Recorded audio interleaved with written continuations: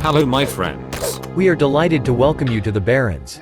Today we have prepared the most important facts about the rewards track 2.0. We have updated our data using all element of the Hearthstone economy and completed a ton of new calculations. You'll learn about all of the hidden secrets of the new reward system and the advantages of the new track. We will also answer some other questions. Do defeats matter? When should achievements be ignored? How profitable is the purchase of the Tavern Pass? How can you get a Bru'kan Diamond Card completely free of charge? Most importantly, does the new track allow you to get the entire collection of cards absolutely free? My relationship with the track has been complicated.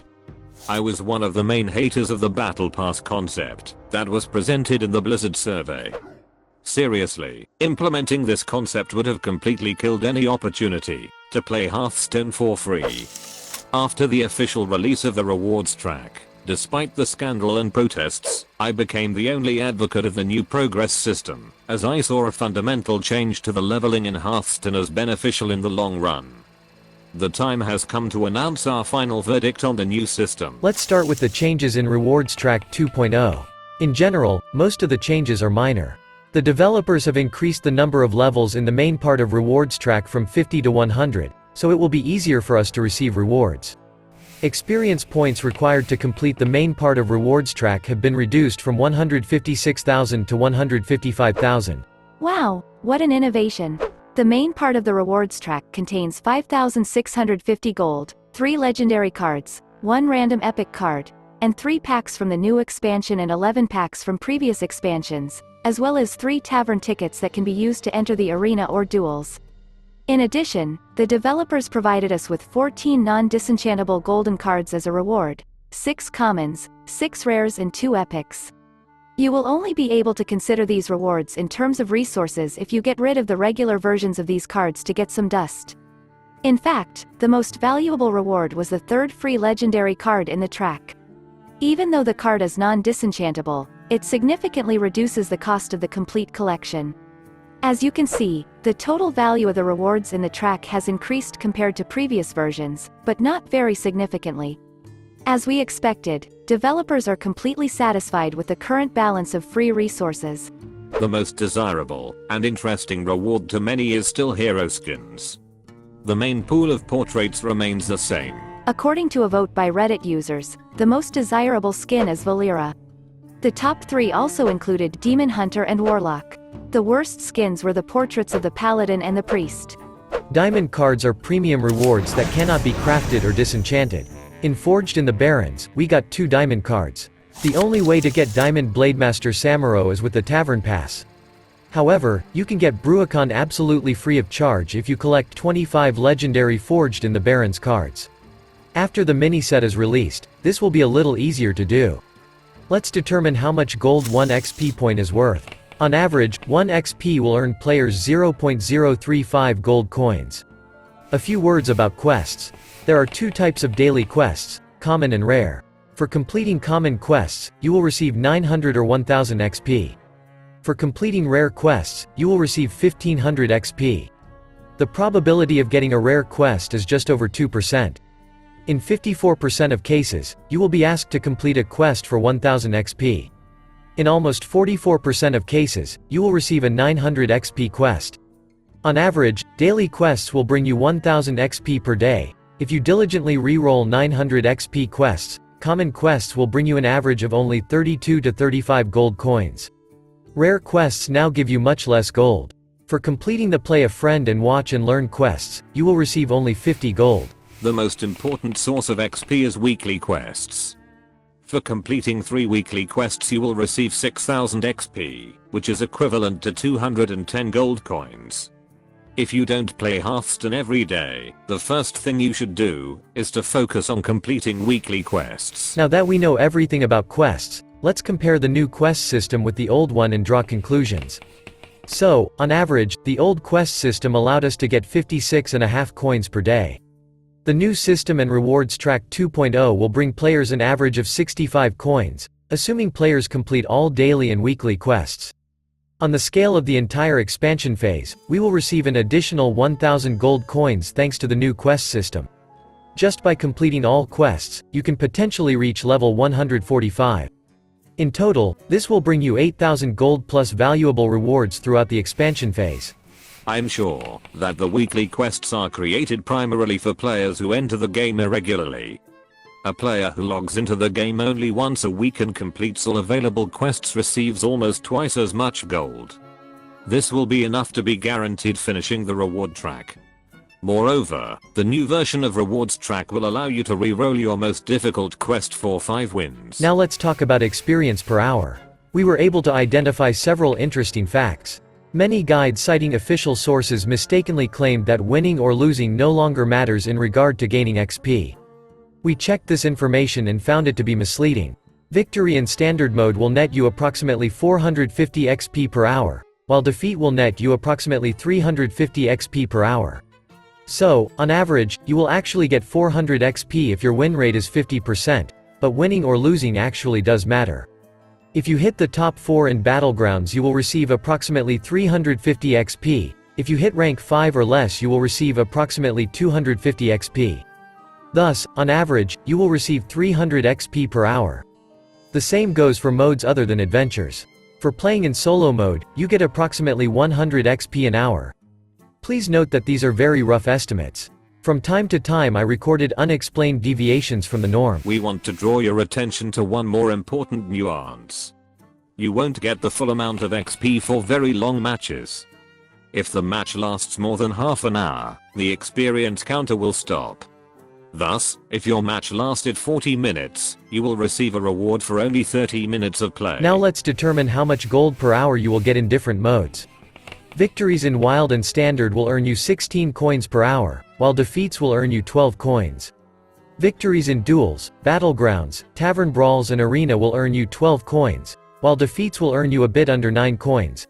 100% win rate will bring you a little over 4 coins per hour in solo mode. The last method to get some XP points is achievements. Only achievements tied to the current expansion and mini-set give you any extra rewards.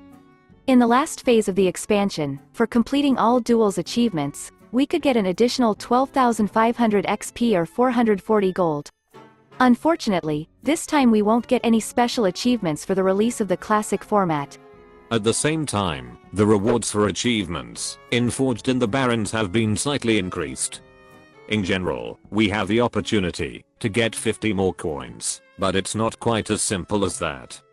Sometimes it's better not to touch some achievements. The benefits of completing the current expansion achievements are highly controversial. You must have a large collection and be ready to grind. Most achievements will only give you the maximum benefit if you are using an effective deck with a good win rate that can automatically complete the achievement. If you're building a non-meta deck just to grind an achievement that earns 200 XP, your win rate will be low, which means you will get less XP per game. As you know, the grind of some achievements takes several hours. In this case, you will get much more benefit and peace of mind if you give up grinding achievements completely and instead play your favorite meta deck. Don't forget about mini-sets, which have become an additional source of expenses for players. You should definitely save 2,000 gold or $15 to buy the Forged in the Barrens mini-set in the middle of the expansion phase. We keep a close eye on all special rewards throughout the expansion phase. According to my calculations, the developers have significantly reduced the total value of awards for events during the Year of the Phoenix. The Dark Moon Fire phase was the most generous. The total reward value of that expansion was equivalent to 36 current packs or 3,600 gold. Now that we know all the main nuances of Rewards Track 2.0, let's talk about completing your collection and possibly getting a diamond card for free. So, according to my calculations, after the implementation of the duplicate protection system, to get the full collection of the expansion you need to open an average of 270 packs plus spend 2,000 gold on the mini-set. Free legendary cards and non-gold rewards from the track are equivalent to almost 54 packs. If you reach the legend rank every month, you will receive a reward equivalent to 24 packs, and special rewards and events will bring you resources that are equivalent to 36 packs. All completed achievements will earn you only 700 gold. Completing quests at least once every 3 days will bring you 78 more packs. Thus, to get the full collection, you need to earn another 91 packs. You can get enough gold by getting more than 2,000 XP every day. To do this, you need to spend approximately 6 hours a day playing ranked, assuming your win rate is 50%. Of course, this is a huge amount of effort, but now you are guaranteed to receive the entire collection of cards for free. As you know, the old system did not allow you to get a complete collection of cards without the help of your friends. Since getting Bru'kan is easier than a full collection of cards, you will need to spend an hour and a half less time on the game every day, provided that you buy a mini set for gold and spend absolutely all the resources that you receive during the expansion to create legendary cards. If you buy the Tavern Pass, you will need to play 3 hours a day to get a Diamond Bru'kan. By the way, is the $20 Tavern Pass a good deal? In our opinion, the Tavern Pass is the best deal ever, but only for true Hearthstone fans. In addition to XP boost and portraits, Tavern Pass holders receive an additional legendary diamond card. This means that such players will not find the regular version of Samuro in their packs, which means that the full collection will be slightly cheaper for them. Here is a comparative table of income for free to play and premium players. Suppose both players spend 1 hour daily playing ranked, and also complete all quests during the expansion phase. Under the same conditions, the player who purchased the Tavern Pass will receive 1,700 more gold coins. The more time you spend in the game, the more benefits you will get from this purchase. But if Hearthstone isn't your main game, I don't recommend you spend any money to purchase the Tavern Pass. Is the Tavern Pass an essential tool to get me the entire collection? Definitely yes. The Tavern Pass will dramatically reduce your efforts to get the complete collection. Instead of 6 hours a day, you will only need to dedicate 4. Moreover, the Tavern Pass is the cheapest way to get 2 diamond cards. You will receive the first card immediately after purchasing the Tavern Pass, and the second you will receive if you play for 3 hours daily. Your efforts will allow you to collect enough gold to purchase packs and craft a complete collection of legendary cards of the new expansion. Let's draw some conclusions about the benefits of the new system. Even though the collection has become more expensive, players are definitely getting more resources. Most likely, the benefits from the new system are not uniform. Some players will definitely receive significantly more resources, while some may earn less. Most players will receive about the same or slightly more, but the new system is definitely more convenient and fair. In my opinion, the new version of rewards track still hasn't revealed the full potential of the new progress system. The system still contains a large number of flaws and could get much better. I believe that a lot of cool things may appear in the future that were not possible with the old system. Finally, we would like to ask you to write your impressions on the new track. What do you think of diamond cards? Also, don't forget to vote on our community tab. We will be extremely grateful to you for liking and subscribing to the channel as well as for turning on all notifications using the bell icon. You can also join our squad of loyal patrons and help us create new videos. Dear friends, from all of my robotic heart, thank you so much for any kind of support. Alright, that's all for today. Thank you for being with us. And special thanks to Chris for his invaluable help. We will definitely meet in a new video. Good luck.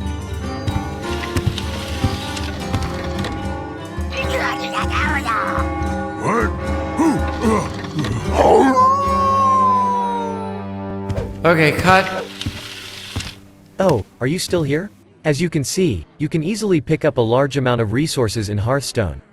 But the most important thing is resource management. Do you think we should make a video about the changes in resource extraction strategies? Write your opinion in reply to the pinned comment below.